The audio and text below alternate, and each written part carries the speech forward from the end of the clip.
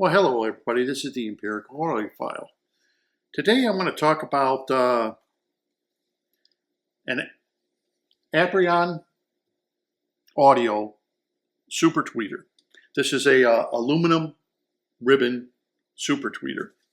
And you're probably wondering what I'm doing with a super tweeter on top of some old 1975, circa 1975 Altec Lancing voice at the theaters, Valencia.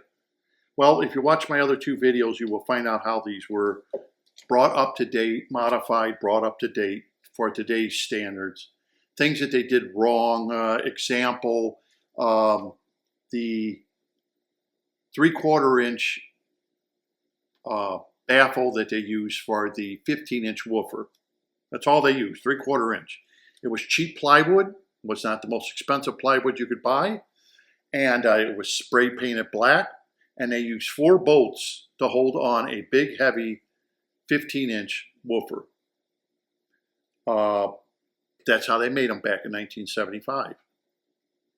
Wasn't like today where they do things. And as you know, if you watch my other videos, the baffle on here is over 2 inches thick, MDF, and it's got veneer on front and back, plus it has deadbeat material on the baffle. So the baffle is extremely thick, heavy to hold the bass speaker.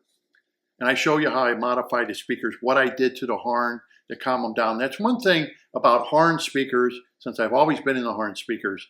Some of the horn speakers out there, even the Altecs, sounded a little shrill, if you want to use that word, where you would listen to them and become fatigued and say, okay, I had enough of them. A lot of your clips are that way. A lot of horn speakers, your JBLs, they can get, a little edgy on you. And this is usually becomes fatigue when you're listening to music and you listen to enough of it. And personally, just myself, I could never take like the clip speakers. I could take like the La Scalas, the Bellas, or the corner horns, but I couldn't take the cheaper ones after that. They would just fatigue me listening to them. Why? I don't know. It's just the way Klipsch made them, and they weren't comfortable to my ears to listen to. But people bought them, and people like them. But I have seen videos where I've taken some of those speakers and have modified them close to how I've done my Altecs to calm them down so they wouldn't have that harshness. So apparently that harshness does exist, but people don't want to admit it. And it's hard because you may buy a pair of speakers and convince yourself that they're great, and as time goes on, then you realize, oh, they're a little harsh. And that could send people looking for the door to buy a different kind of speaker. But horn speakers are that way. Horn speakers are more of everybody's in your room playing. Other speakers are more of that you went to an auditorium and you're watching them from a distance.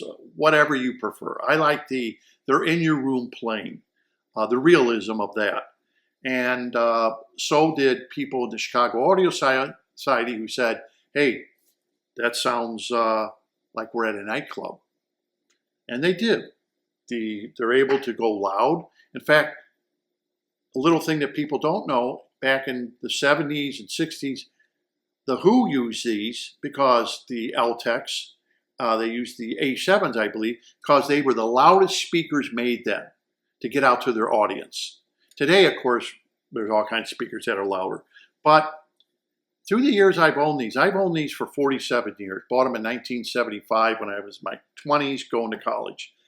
Owned them for 47 years. I'm real familiar with the Altecs. I've used them in small bedrooms. I used them in normal size living room, dining rooms situations. And I'm using them in this, my final house.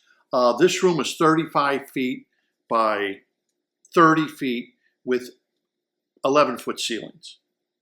Now, the Altecs have fit in each one of those environments. And the reason the Altecs have been able to fit in each one of those environments is because attenuation potentiometer back there is able to turn them up and down. Altec made that for the horn. And the horn it goes from 1 to 10. 1 makes the horn a lot in that horn. In fact, I can't even listen to them at 1. And then 10, of course, turns them down. So you have to fine tune them for your ears or your room. Depending on how damp your room is. In my last house, my room was very, very, very solid. Almost like an anechoic chamber. So many rugs, heavy curtains, everything else. So I had them at about 7. The potentiometer back there, about 7. So anyhow, I wanted to read you that what someone said, a quote about these Altecs. The problem is the use of variable potentiometer to control the level of high frequencies attenuation. Let's see, in a home audio environment, if you want high frequency horns to be correctly balanced with the bass driver, you need to decrease the amount of power that is going to the high frequency horn, which you do by turning down the frequency attenuation potentiometer. So that's what I was just explaining to you. This is a quote that this will take that horn and start, 1 would be the loudest, and then as you start turning it down. There's one thing though, that as you turn it to the upside, then I'll read you what it says. It says the upside of doing this is that you end up with the correct balance between low frequency and high frequency. What he didn't say is you end up with the correct balance between high frequency and low frequency according to your room or according to your taste or your ears. That should be said. Okay, it's according to what you feel your room is or how your ears are listening to it. And you come out with some very sweet sounding horn speakers. The downside to this is that you turn up the amount of attenuation, the sound emanating from the high frequency horn becomes dull and lifeless. Now, that statement right there, I can understand where they say that. It becomes dull and lifeless. Because as you turn down the horn, everything is still there. In other words, you still get cymbals, you still get the voice, you get sibilants, you still get it. But remember, the horn's been turned down and your mid-range to your bass speaker and everything is getting more pronounced. To say it becomes lifeless, I would have to say that's up to your room that the speakers are playing it entirely. So that is typically room reticent and how the speakers are. How if you're still running them stock, I guess is what I'll say. It says, while myself and many others think vintage Altecs are reference quality speakers, the comments are plentiful and not the expensive to purchase on the internet. So yes, they are quality speakers. They're used by many recording artists, still use these old Altecs for their recordings. So that gets right down into the review. You're probably wondering, well, what does this have to do with this super tweeter? Well, through the years, people always said it needs a tweeter. In other words, instead of a two-way speaker, you could have a three-way speaker. There are problems and making three-way speakers with the Altecs. One is one of the audiophile videos out there show this super tweeter, the Aperion, and they said, oh no, they can't be used on the clip, so let's forget about them. They were 102 dB efficient. I think they were a little scalas. Of course, these only go to 96 dB at 1 watt, 1 meter. And when you got 102 dB, yep, you got a problem. You can't marry in this with a horn that's playing at 102 dB because you'll never hear the tweeter. It'll be useless. Okay, so I understand, yes, with a pair of clips, because these are only 96 dB, and that's at, I think, 8,000 kilohertz. It's 96. So they start at 8,000 kilohertz, 10,000 kilohertz. They have a potentiometer back there, and you can set it, and it's 8,000, 10, 12, 14, and 16,000 kilohertz. You can set it at the 8,000 at 0 dB minus any 0 dB on these, you will get 96 dB.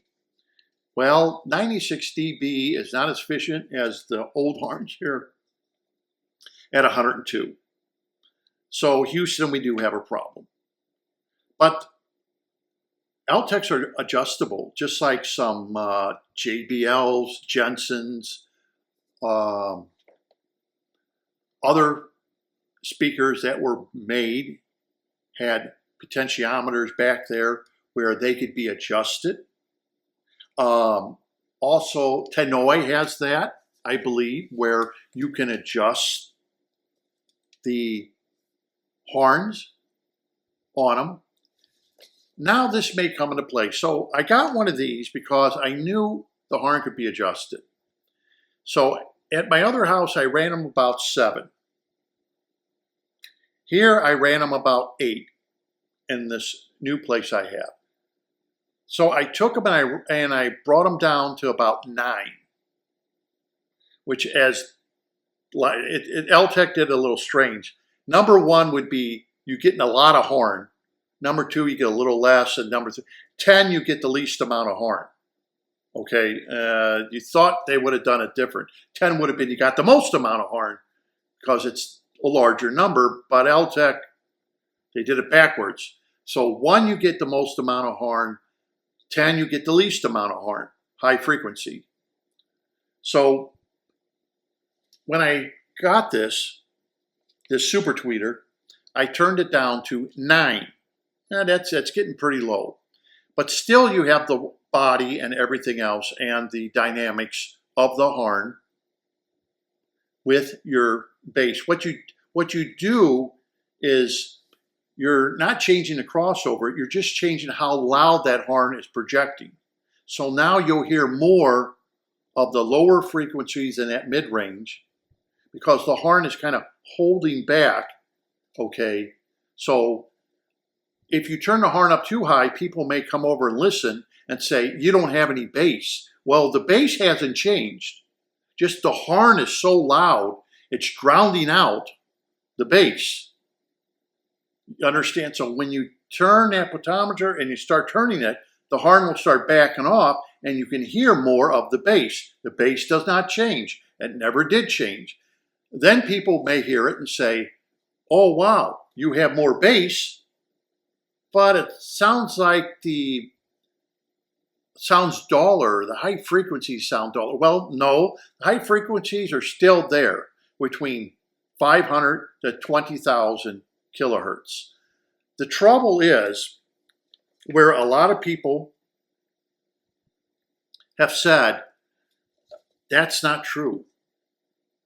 In fact, they even went to say that Altec's line, it starts dipping, it starts at about 10,000 kilohertz on down. Now this you can set at 8,000 kilohertz. So then you can cross over the horn with this. The problem is, like with the clips, for example, is you cannot set any of the horns. So if they're 102, you're going to blast, you're never going to hear this.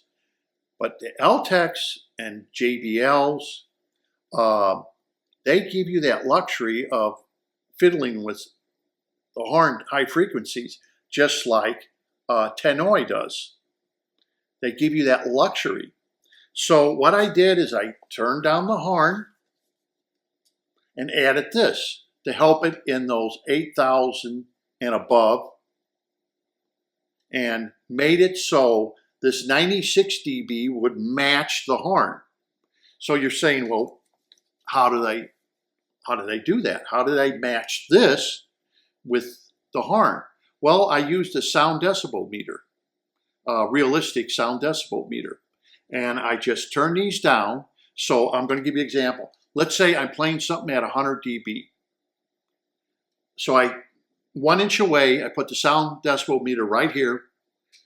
I'm reading 100 dB. I go down to the horn, put it 1 inch away from the horn, read 100 dB. So when it peaks and goes down, I put it up here, I put it down here. I even blocked off the super tweeter from the horn itself. So there was either a pillow or a piece of cardboard, so I wouldn't be getting the sound waves coming up, and I tested it out that way. Pretty simple. It's an old trick that audiophiles have used, using a decibel meter to dial in frequencies. Nothing new there. So once I was getting this, and let's say I'm playing at 100 dB, 1 inch away from here, I go down to the horn and it's playing at 100 dB. Now I know the horn is married in with this super tweeter. So the super tweeter, whenever there's a peak, the horn goes in a peak. And you can see if it goes, 5 dB more than 100, this goes 5 dB more. So we know now they're homogenized together. And that's the luxury of owning a voice at a theater, is you're able to dial in that horn. So the bass speaker, like I said, doesn't change. So it may seem louder, but it is not. It's still playing at the same level. You're only adjusting your horn to your super tweeter. So the Aperion, I thought, the reason I got it too is it comes with a 30-day money-back guarantee. You don't like it, send it back. They give you 30 days. That's a great thing. You don't like it, send the stupid thing back to Amazon. You just, what's it take? Keep all the packing, keep the box, pack it back up, take it to UPS, and they'll be more than happy to take it back and refund your money. This is the middle line. They have 3 models. This is the middle one. This is not cheap. It's not an inexpensive one. This is the beautiful one that's made out of oak with the red. I probably should have got the black piano, but this oak with this, what would I say, mahogany finish, and it's got a piano glossy finish on it. Beautiful, beautiful. Just absolutely. Once you open up the box and look at it, you see it's very well made. The binding posts, the whole speaker, it's shiny. Just absolutely very well, top-notch, like speakers are made today, with the high gloss finish. It's just a beautiful super tweeter. I have to admit that I wish my whole speaker looked like this. I can't. I don't have the patience to make my speaker as glossy as this. But it's very well made, so it's not a piece of garbage. But it's not cheap. It's I think this model here is the middle of the road. This one with this finish and with the wood is I think it was $650. I think the other ones are no, yeah, the $650 ones are the black. Then they have a glossy black and a white. Those are $650. That's not cheap for a pair of tweeters. This was $699. It's $50 more for this finish with this cabinet. So that's how it goes out. That's not cheap. Then they have another tweeter that goes forward and backwards, which is $1,000. But you're not going to improve on the tweeter itself. So you're not going to get any better sound quality from that $1,000. But the tweeter will fire forward and backward. That's why that one's $1,000. Where this one just fires frontward. So if you're looking for the tweeters to be exactly the same, it would be the second tier and the very first tier that they sell. That's $1,000. So at this price, of course, everyone's thinking, "Wow, that's not a cheap add-on." The Kable is a 10 gauge I got off of Amazon. Didn't want to buy Kimber cable or anything else. I wanted to buy some decent cable that will hook up to the amp, because I can't hook the cable up to the speakers as they suggest. Aperion suggests that you take the speakers, the plus and minus, and hook them up to your speaker plus and minus. But I can't do that with the Altec, so I'm still using the old crossover. So they can only take a pin connector. Therefore, I got a 10-foot pair of 10 gauge speaker wire and connected it up directly to the amp, which the amp is more than capable of taking spades and banana plugs. So these are banana on here, banana on the amp, hooked them right up. There are a few differences that this is 96 dB, but they are 6 ohm versus these are 8 ohm. So you have to make sure that your amplifier can handle the new ohm rating that you're going to, which I'm using Conrad Johnson. If you watch my other videos, the 11A handles it with no problems at all. It's like you didn't do anything.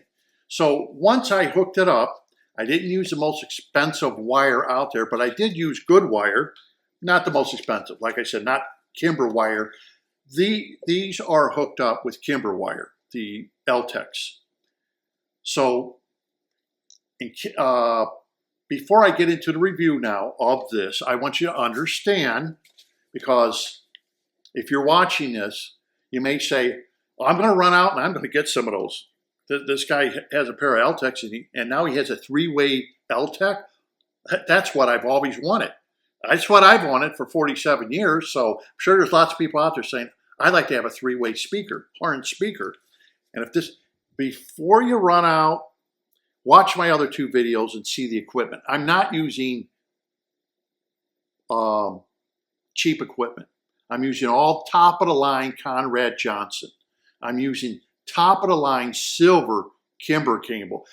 The speakers have been modified. I'm a mechanical engineer. I am an aerospace mechanical engineer. I go into great detail how these have been modified. The internal wiring is all Kimber 4TC wiring. So what I'm hearing, and if you hurry up and run out there and say, oh, I could buy one of these super tweeters and have a 3-way Altec, I don't know. I'm just being honest with you. These have been modified. The cabling is top of the line cabling. The equipment is top of the line, circa 1998 Conrad Johnson. The preamp is a Premier 10. The only way Conrad Johnson can make a better preamp than a Premier 10 was to make the Art preamp, which cost $14,000 when they came out with it, just to try to beat the Premier 10 on how the Premier 10 sounded. It's a beautiful preamp, the Premier 10. All old school, no remotes, people. This is all old school stuff, beautifully made equipment and sounding equipment. To this day, I can't really say that I hear systems that outbeat this old 47-year-old technology or the 1998 technology of the Conrad Johnson. I can't really say I hear better. I hear different. And if something comes up with better soundstage or something, the price goes astronomically.